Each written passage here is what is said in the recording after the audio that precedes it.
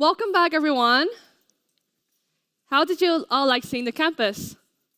Woo. We hope you enjoyed the tour. I know it seems a bit big for now, but soon you'll start to see familiar faces. For the first keynote of the summit, we have a very exciting person joining us on stage. With a passion for innovation and entrepreneurship, she has over 20 years of experience with leadership and a strong focus on uplifting women. We would like to welcome Dr. Carole Ackermann, President of EHL Board of Trustees, on the stage for her keynote. We are the chairperson of our professional and private life. Everyone, please give a big round of applause for Dr. Carole Ackermann.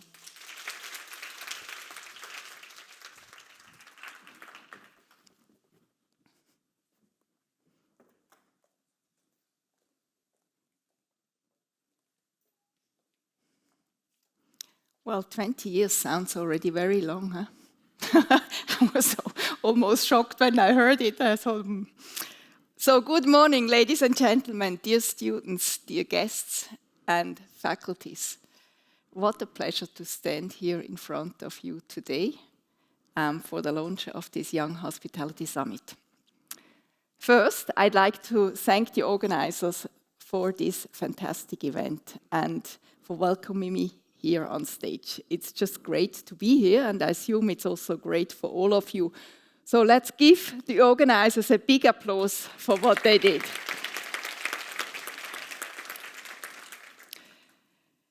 It proves how EHL students are eager to embark on future challenges and welcome others on the journey, all of you.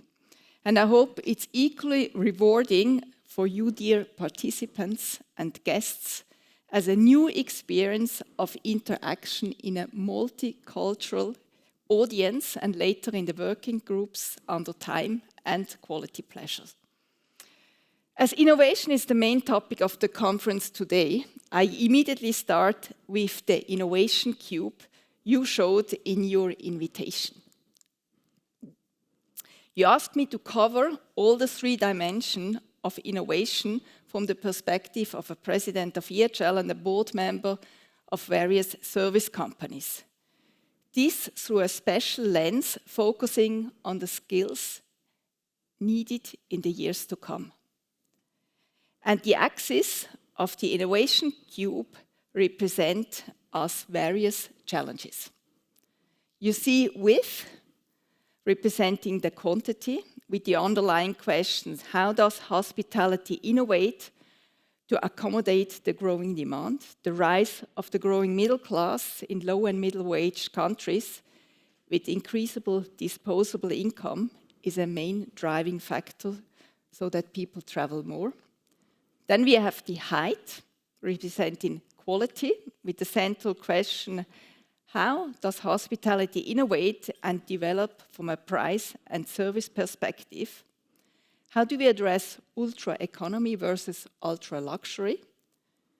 Social media is inspiring more people to visit already very popular destinations and discover less known ones.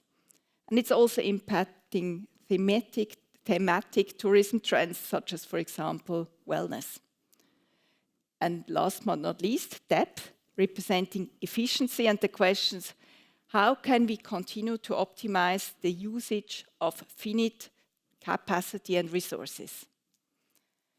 And after my recent attendance of the World Tourism Roundtable in Dubai, I can confirm these questions are key when discussing future challenges.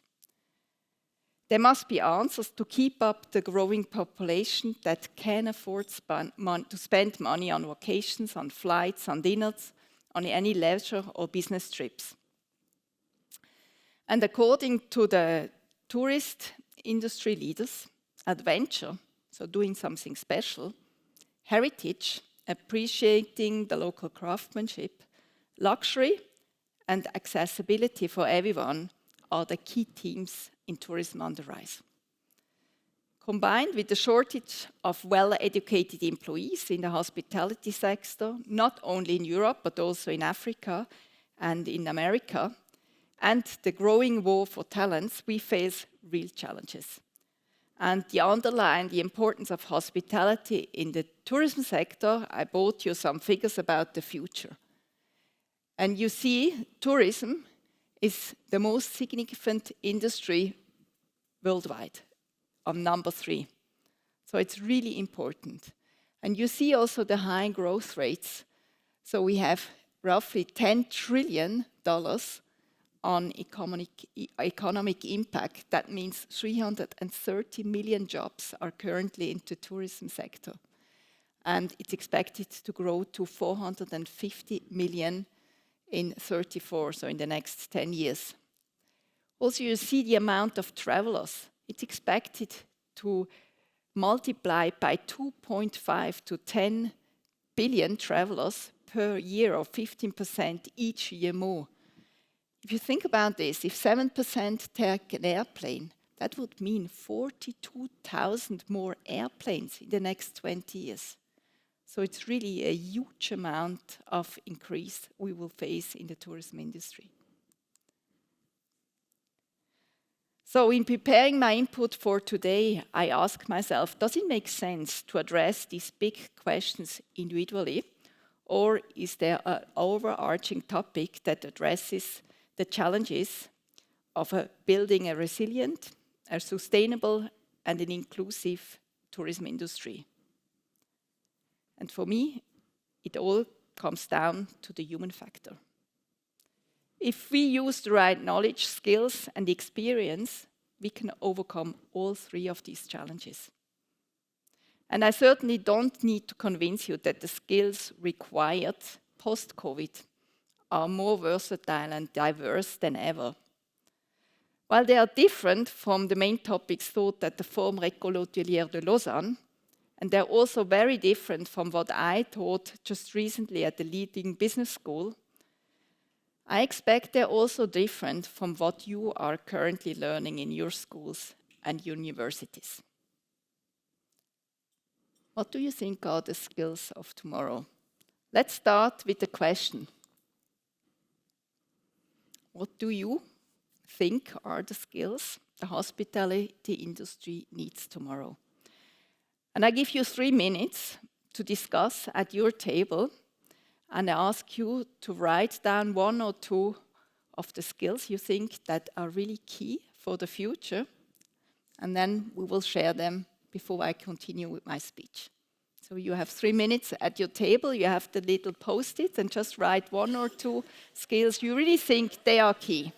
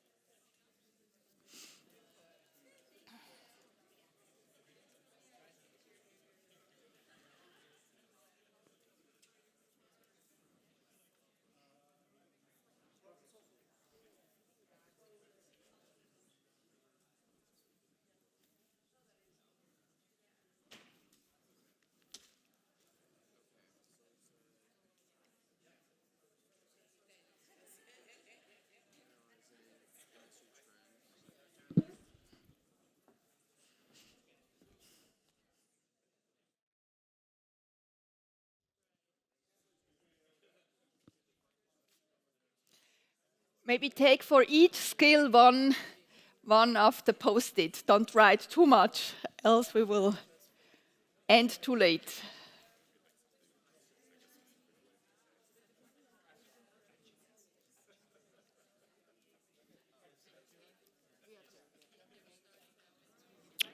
Thank you.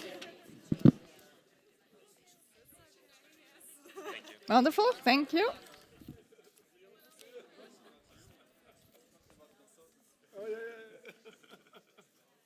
Yes, please.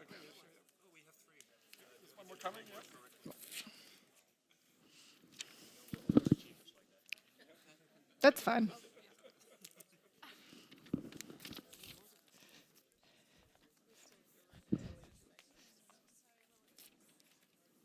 Thank you. Oh, you were active, huh? We'll do this one. Good.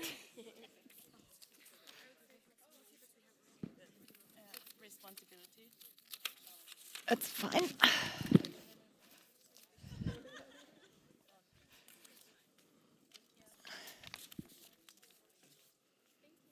Thank you. Any more?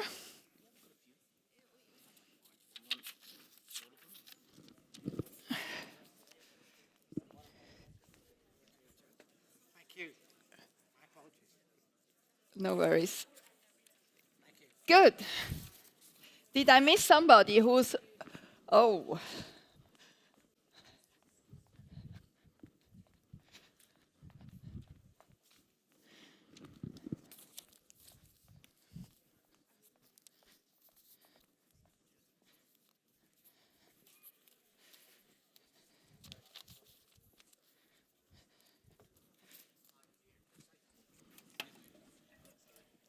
You have more? Good. Oh my God. Good. Okay. Maybe I pick one or two if you mentioned too many. So we have interpersonal skills. So I start here with the personal skills and the technical and business skills. We have interpersonal skills, crisis management, resilience, and balanced mindset. So I would say half is interpersonal and half goes more with the business mindset, which doesn't stick now, but you still remember. Then we have cultural innovation. We have adaptability, growth mindset, communication. Let's go more for the personal. Analyzing industry trends and communication, teamwork, cultural awareness. So we have, again, a little bit of both. Critical thinking, agility, problem solving. Flexibility, resilience, innovative, sorry for that. Crisis and risk management, what would you consider, more personal or more business skills? Adaptability, personal. Adaptability, open mindset, resilience, communication, collaboration, teamwork. Adaptability, again, emotional intelligence. Empathy, communication, adaptability,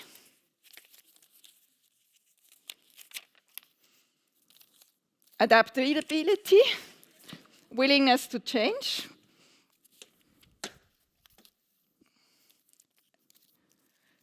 guess what? Adaptability, agility, resilience,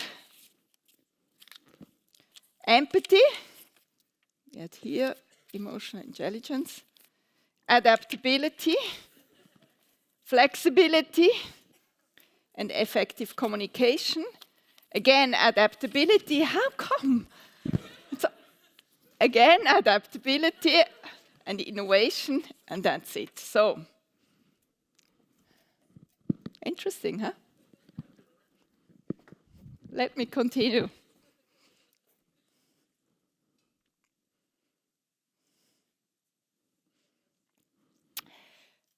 It's obviously that technical skills are essential to operate in a constantly evolving world. But interesting, you didn't mention these technical skills. I still think knowing a bit about AI, big data, advanced data analytics tools, network literacy, and cybersecurity, including awareness of the ethical implication of using new technologies, helps us to be more efficient and manage with limited resources, as question 3 asks. Maybe the picture reflects also what we are currently teaching at the school, and maybe the technical skills, especially also in hospitality schools, are a little bit less thought. But there are already many smart applications on the market that enhance the human brain and the work capacity, and I'm sure there will be many more to come. But it's important to know how to use them wisely, to better understand the customer and offer also digital products. And here I have a slide from BCG showing you what the respondents see, and they reflect also the axis of the innovation coupe as strategic objectives in digital transformation. And don't underestimate the wave that's coming on the digital.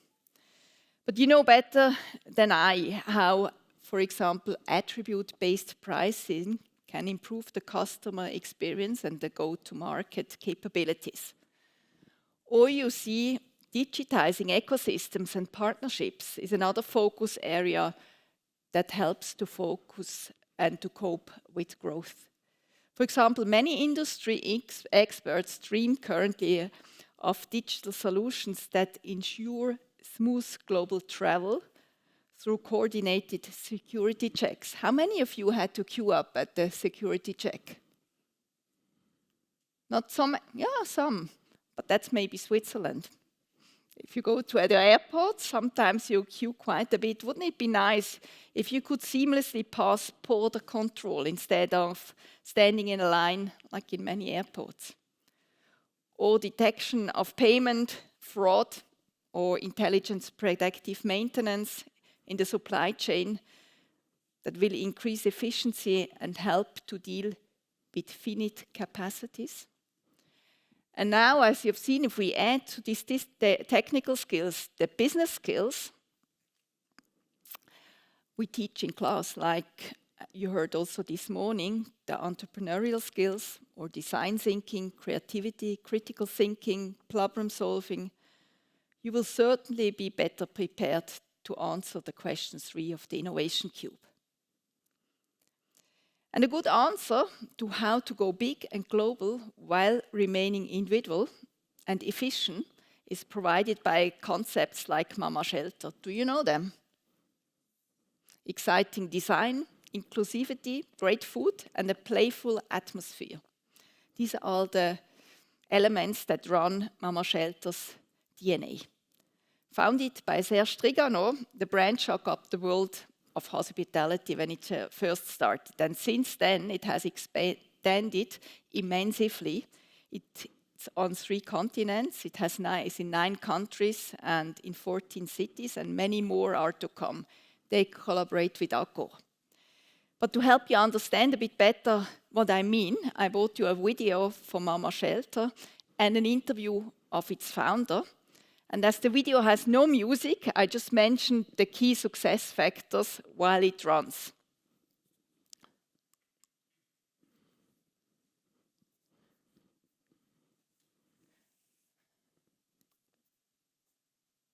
So you see, it starts with sleep, then eat. We have successful food and beverage offering. We have work, inclusive, collaborative workspaces, modern environments. We have drink and party with investment in social community. And last but not least, we have a smile. They have a very strong brand identity, kindness and generosity. And we have something from the founder. I am born in hospitality.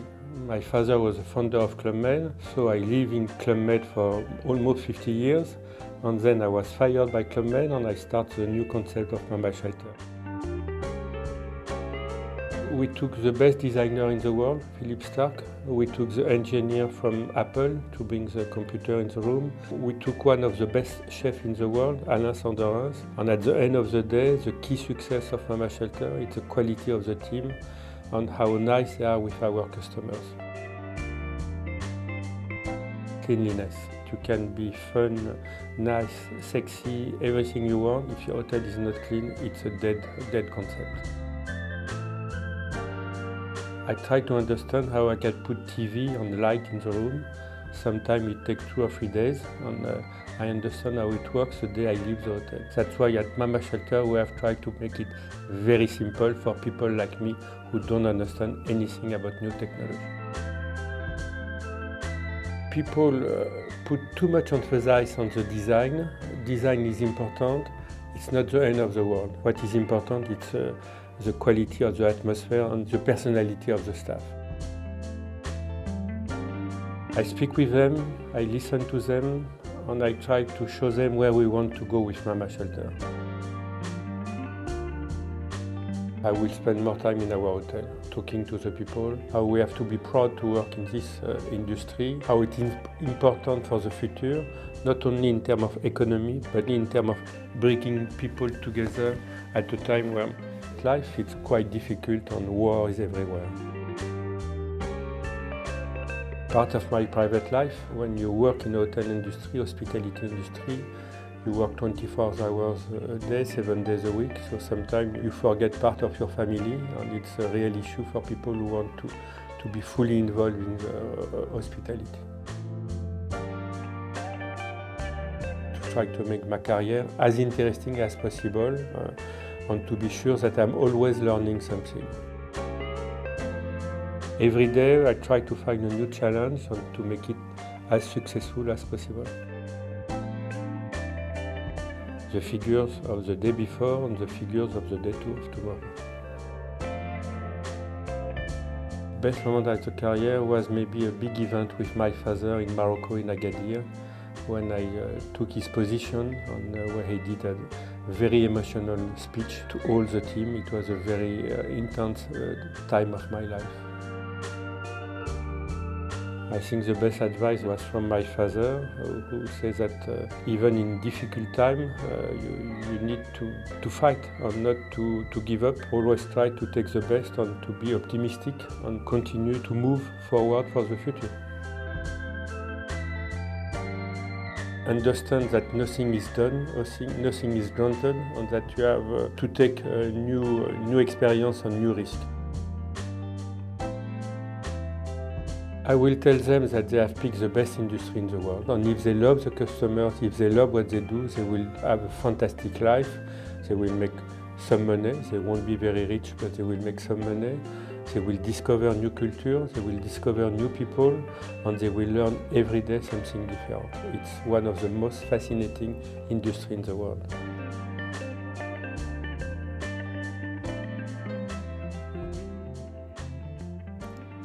One of the most fascinating industry in the world. So you're really fortunate to work, maybe in the future, in hospitality. And as you saw in the video of Mama Shelter, people need to perform in different contexts and always have a smile on their faces. And with this solution-oriented mindset, it always feels like somebody goes the extra mile. But being more efficient and individual thanks to AI, as I mentioned before, and latest technology, and being able to serve a growing market with creative concepts or entrepreneurial thinking is only half of the battle.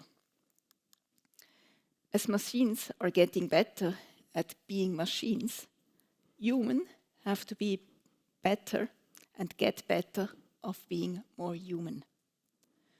So personal and impersonal skills, also known as the so-called soft skills, are just as important. And in today's job market, people with high emotional intelligence, with agility and adaptability, as you mentioned before, conflict management and authentic leadership skills are in highest demand in any industry. That's what we talk about also in all the different boards of the companies I'm in. It's not the technical skills. That's a given. It's really the soft skills and the personal skills that are the convincing skills for welcoming a new talent or not. Employers value a lot if you're able to listen actively, to communicate effectively with different stakeholders, to work in teams, and to find their way in different cultural contexts. And this not only increases the quality of the offer, but also strengthens the qualitative relationship with the customer. An answer to question number 2 of the Innovation Cube. Well, you might think now, well, that sounds all great, and it's like a shopping list of things you can't afford.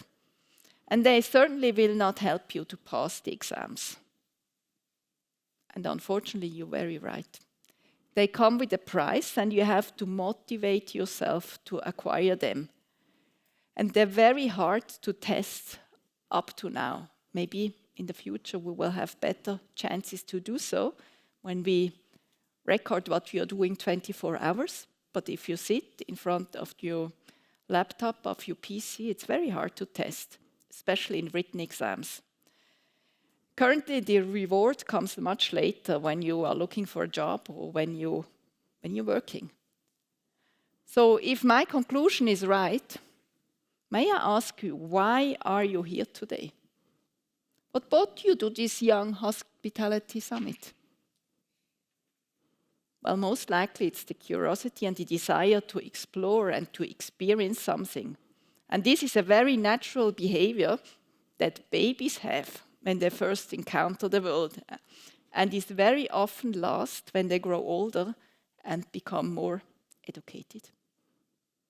So, to all of you, congratulations, you still have it. Your present here proves that you didn't let education overrun you. And by agreeing to come to Lausanne to the Young Hospitality Summit, you have decided to work on your soft skills.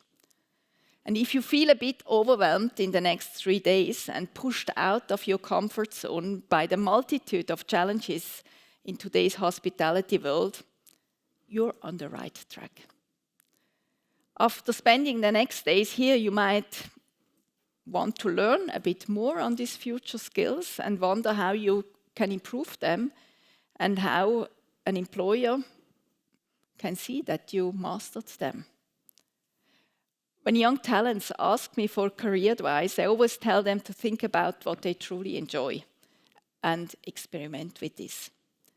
Participate in extracurricular activities and take advantage of the university's unique opportunities beyond the academic program. And now we have a lot of faculty here, but I think it's equally important what you do next to what you study in class. And this could mean being involved actively in clubs or associations. We have at EHL 35 clubs, founding a startup, as you heard this morning, or doing volunteer work. And I'm convinced that all the schools will welcome if you participate in one or the other activity. Plus, the hands-on immersion in projects that will you help better understand the challenges and translate what you learn in class, translate the academic knowledge into actionable solutions. And at EHL, we place a lot of emphasis on the internships and apprenticeships to test our ambitions and develop ideas for our career paths. EHL is very known for its practical on-the-job training, for example, also in housekeeping, in cooking, because there is a saying, if you don't know, you can't do it. So if you don't know what it means to be in frontline operations and the stress and the effort these people go through, if you don't know and if you don't develop a certain respect of this work and familiarity with the less interesting tasks at first sight, it will be very difficult for you to manage them. If you do it, it teaches you a lot of humility. It teaches you something about yourself, about your limits, your feelings when dealing with other people. And it makes you realize that these are not easy jobs. These are very complex jobs. And these opportunities give you also a possibility to develop cultural intelligence, expand your network with others, gain a deeper understanding of yourself that will ultimately play a critical role in shaping your own brand. Why do I speak about knowing the own brand? Why is it so important to know who you are? Before accepting a job, make sure that the company, and even more important, the manager you're working for, aligns with your values. If they align, you will feel comfortable. you will work easily and you will interact naturally with customers representing the company's brand authenticity. Christoph Hoffmann from 25 Hours, for example, said just recently at the World Tourism Forum that as his company grows and many hotels are opening, he's very keen to preserve the soul of his hotels. He has therefore hired soul managers especially to keep the identity and authenticity of his hotels alive. Have you ever seen an ad of a soul manager? But now it's your turn, and I ask you in the audience to think about what makes you unique. What your soul looks like. What is your brand? Perhaps let's start with asking the questions. What do I care about? What are my values? What do I want people to know about me? What makes me special or what makes me unique?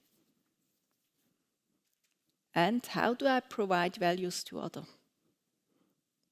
And I ask you to think 2 minutes and develop one sentence that clearly expresses who you are and the value you offer. And share it with your colleagues at your table. But first take 2 minutes and think about. This is the new value proposition. For example, I'm a student experienced barista who is enthusiastic about pleasantly surprising customers. Or, in my case, I'm a passionate chairwoman who's eager to support talented students and employees in their growth. So, you have again some post-its, but think about what makes you special and how, in one sentence, how would you define your value proposition? It might help you next time you're in an elevator and you meet a CEO or any other great person. Let's take the time.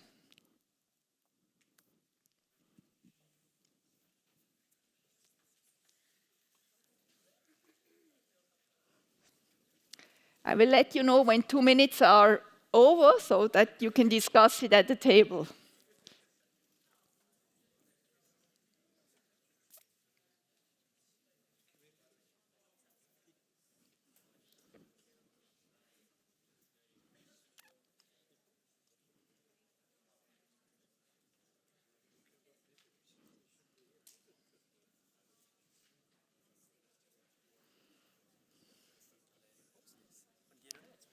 Sicher.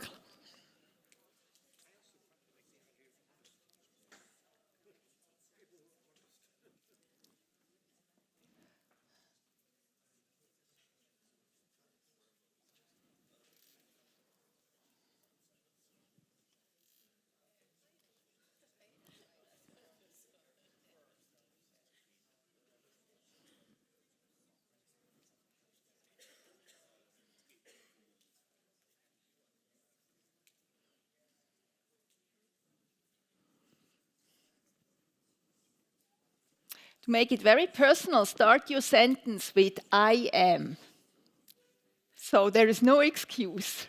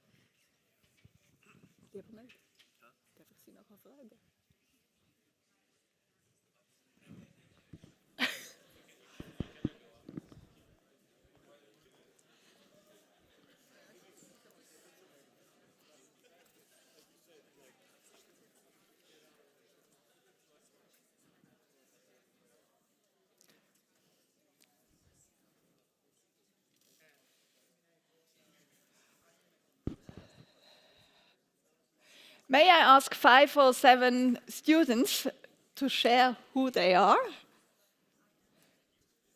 Maybe table over there? Yes, please.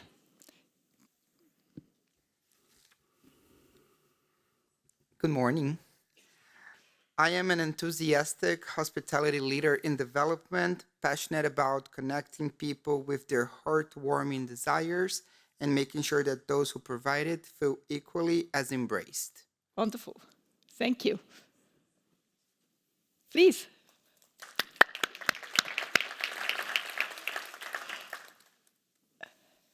Hi, everyone. I am passionate about humans, and I love being in such human-centric field where I can collaborate with people and we can go together. I hire you.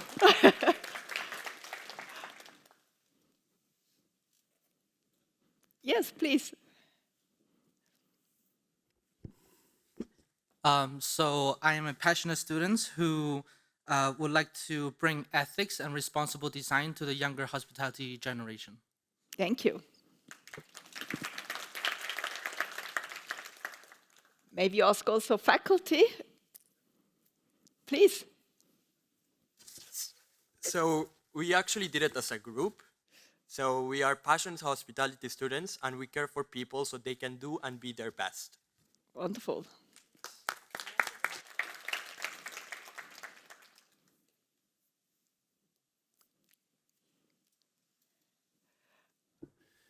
Normally, I just do it in 3 words. I am different. But if I have to do a whole sentence, I would say I'm... Very different. Thank you. She knows me, you know. No, but thank you for willing to volunteer. But if I would have to do it in 1 sentence, I'm a people-focused, different thinker, which tries to grow the people around him. Thank you very much. And faculty of the SSTH EHL in Pasuk. Maybe 1 or 2 more? Do we have somebody who didn't use passionate? Because I heard it quite often, and I even used it myself. Do you have a sentence at your table? Okay, please. I am a positive leader who enjoys variety and wants to create meaningful experiences for people. Thank you. And you know, maybe it makes time to reflect from time to time about how your sentence look like. I'm very sure it will change over life. If you would have asked me 20 years ago, I probably wouldn't have said, I'm passionate about or eager to support other people in their growth. I was more interested in supporting myself in my growth and maybe others too. And with time, you got enough from one and you're ready also to give to others. Or maybe you have a certain passion for something and you realize you're the master and you discover something new. So it's worth from time to time to step back and just try to express who am I and what do I want to bring to the world. But before I conclude, I'd like to mention one more element that helped me in my professional and business life, and that's the energy level. And I know the rigors of the business school education combined with the extracurricular activities I just mentioned can be very stressful. And I see many students at EHL being up from 7 until 11 at night and doing so many things. It will not be so much different when you start working, and you easily tend to neglect self-care. So good physical health is paramount to acquire all the skills we were just mentioning before and achieving great results. And also be open to interact with others. If you have too much, you just don't want to listen anymore to others. And I know in theory you all know this, but at the end it starts with a good sleep, with a regular exercise, with healthy eating, with natural light, and time in nature. And there have been hundreds of studies that prove that if you try to include this in your life, you're much more energized. But the key is implementation. But enough food for thought now. It's your turn now. Do these thoughts resonate with you? Do you agree on the assumption that acquiring know-how on digital, on AI, on technology, complementing it with the business skills, entrepreneurial thinking, creativity, and focusing on soft skills are like the humus in a garden? And if you get enough energy from sleep, from food, from light, and if you experiment with different approaches, you can flourish like a flower, a unique flower, your own brand. And I encourage you to take the time to reflect on this element before going to sleep tonight or before leaving the conference, and consider whether you have covered all these three aspects and which one you'd like to focus on more. This way you will be ready to help some of the challenges mentioned at the beginning of my speech with the animation group and stay ahead. And I wish you all a fulfilling journey.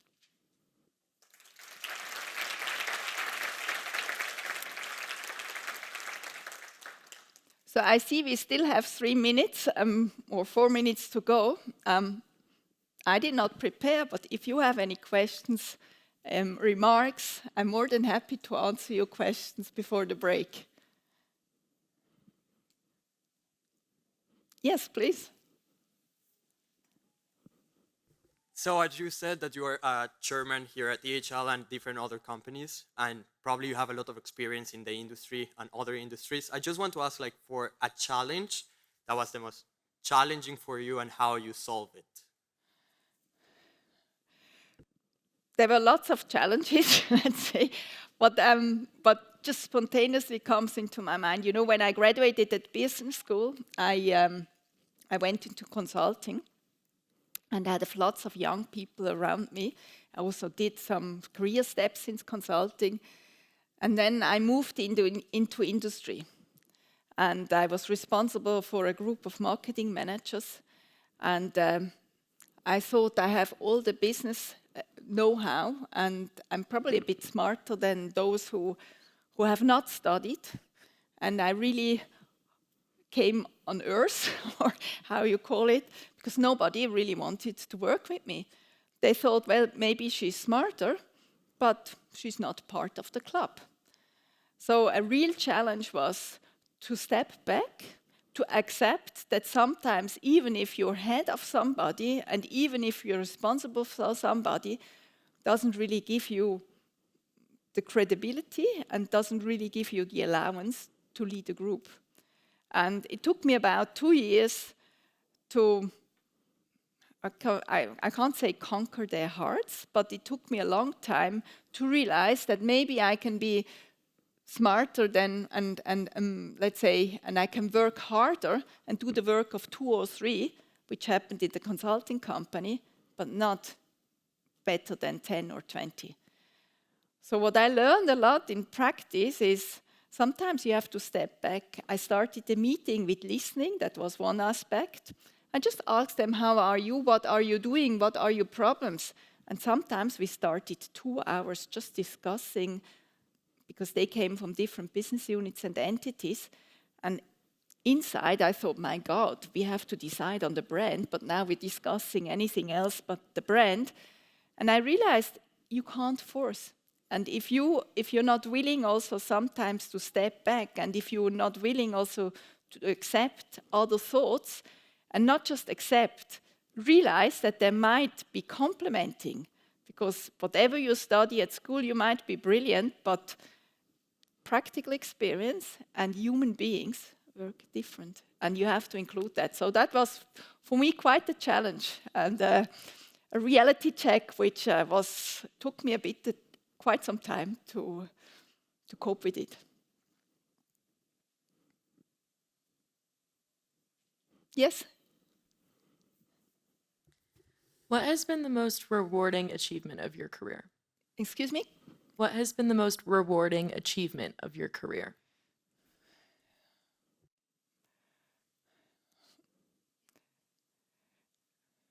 I think what I really did great is I was working for an industrial company, and I started the business in China. And they're still there, and I'm personally still in contact with lots of the employees. Now, the Chinese culture is a bit different than the European culture. They work more for you than for the company. That's why I still have a lot of close relationship. I also think what we did at EHL, I started 4.5 years ago, and we did a dramatic change in culture and leadership. And not because the former management didn't do a good job, but it was time to approach it in a slightly different way. And we started with a program, I don't know who's familiar with this, called Pathfinder and Path Builder.